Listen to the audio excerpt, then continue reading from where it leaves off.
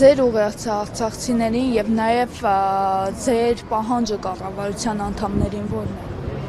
Օրինակ ոչ թե միայն արցախցիներին, ամբողջ ազգին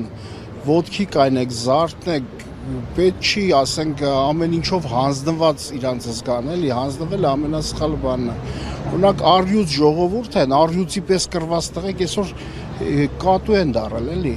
Ասենք էլի կատված է, հա, առյուծն ու կատուն, բայց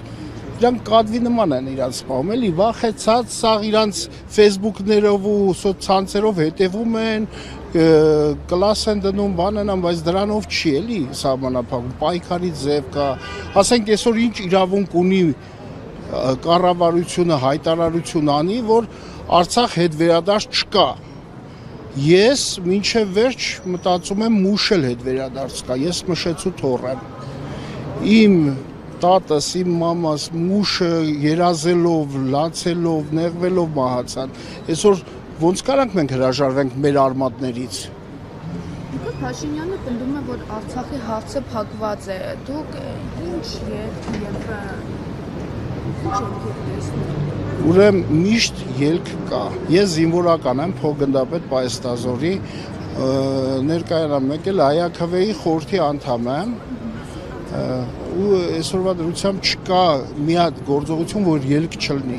Մենք յուրաքանչյուր, ես մասնակցել եմ պատերազմների, բոլոր պատերազմների մասնակից եմ, չկա ժամանակ, որ ելք չգտնեն, ելք չկա, այդ բառը արդեն թուլամորթի զրույց է, էլի, ես այդպես եմ գնահատում։ Հզոր մարդը միշտ ելք է գտնում, խելացի մարդը միշտ ելք է գտնում։ Եթե չկա ելք տվյալ մարդու օրոք, թող ինքը հրաժարվի, ով որ ելքը գիտի, թող ինքը ելքով իր հանդես գա ու աշխատի։ Ոչ թե տանի կործաման երկիր, անդունդա տարվում։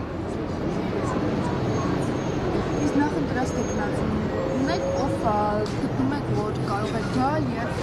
Այո, ունենք, քիչ ունենք։ Ավետիք Չալաբյան։ Ինչու՞ չէ, այսօր շատ խելացի պատրաստված երիտասարդ տղա, որ կապ չունի ոչ մի բանի հետ։ Ոչ մեկ չի կարող մի հատ ինչ-որ ավելնորդ բան արտահայտել, որովհետև այդ մարդը թույլ չի տվել ոչ մի բան։